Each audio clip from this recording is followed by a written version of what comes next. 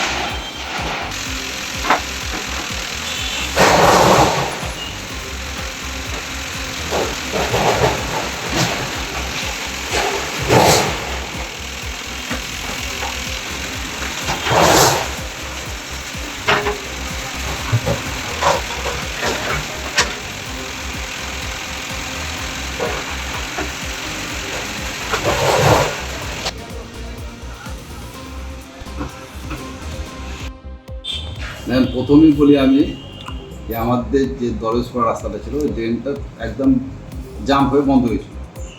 সবাই ওই ড্রেনের উপরে স্ল্যাব বসিয়ে বন্ধ করে দিল। যথারীতি ওই ড্রেন থেকে জলটা রাস্তার উপরে উঠছিল, বারবার লোকে ছবি ছাড়ছিল। আমি এর আগে 15 দিন আগে বলেছি, 8 দিন আগে মাইকিং করেছি 3 দিন, তারপরে ফেস্টন টাঙিয়েছে, কেউ করেনি। তাই আজকে থানাতেও জানিয়েছিলাম, তারপরে আমরা নিজে ছিলাম, আমাদের ইঞ্জিনিয়ার সহ সবাই মিলে আমরা কিন্তু ড্রেনটাকে ভেঙে ক্লিয়ার করি। জঙ্গিপুরের কি করবেন? ওটাও 7 দিনের মধ্যে হবে।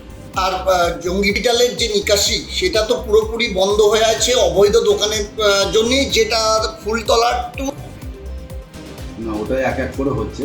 এখন এত তাড়াতাড়ি যদি জঙ্গিপুরে পড়ি তো জঙ্গিপুরের মানুষ আমাকে তার আচ্ছা, যাই হোক একটা একটা করে করছি। না, প্রথম সমস্যা তো সাহেবের সঙ্গে আমার কথা হয়েছে। আমার ওই যে 2 নম্বর ওয়ার্ডে যে ড্রেনটা গেছে সেই ড্রেনটা অনেকটাই বন্ধ হয়ে গেছে। আমার পৌরসভা পর্যন্ত অনেকটাই ক্লিয়ার আছে, কিন্তু তারপরে যে পঞ্চায়েতে যেগুলো আছে সেগুলো কিন্তু একদম সবাই বাড়ি ঘর করে জাম করে দিয়েছে। আমি এসডিকে বলেছি কি ওইটা মানে পকলাইন দিয়ে একদম উড়িয়ে দিতে হবে, মানে জমে আছে সব ওগুলো ফাটিয়ে দিলে জলটা বেরিয়ে যাবে। আপনি অর্ডার করেছে, এবার ভেঙে বেশ কিছু দলীয় আজকে ভেঙে আজকে যেটা মানে রাস্তার উপরে যে পার্টি অফিস আছে সেটা ভেঙে সে যে দলেরই রাস্তার উপরে কোনো জিনিস থাকবে।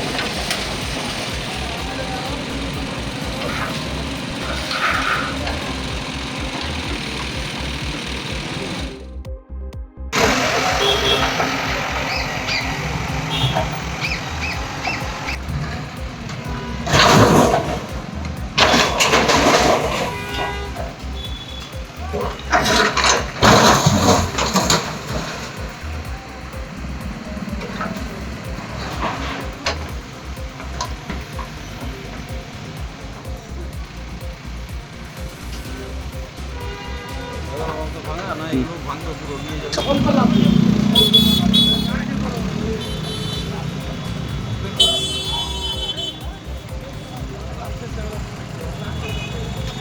আমাদের ভিডিও ভালো লাগলে লাইক এবং শেয়ার করুন। কমেন্ট সেকশনে গিয়ে জানান আপনাদের মতামত। আরও ভিডিও পেতে আমাদের চ্যানেল সাবস্ক্রাইব করুন এবং প্রতি মুহূর্তে খবরের আপডেট পেতে প্রেস করুন বেল আইকন।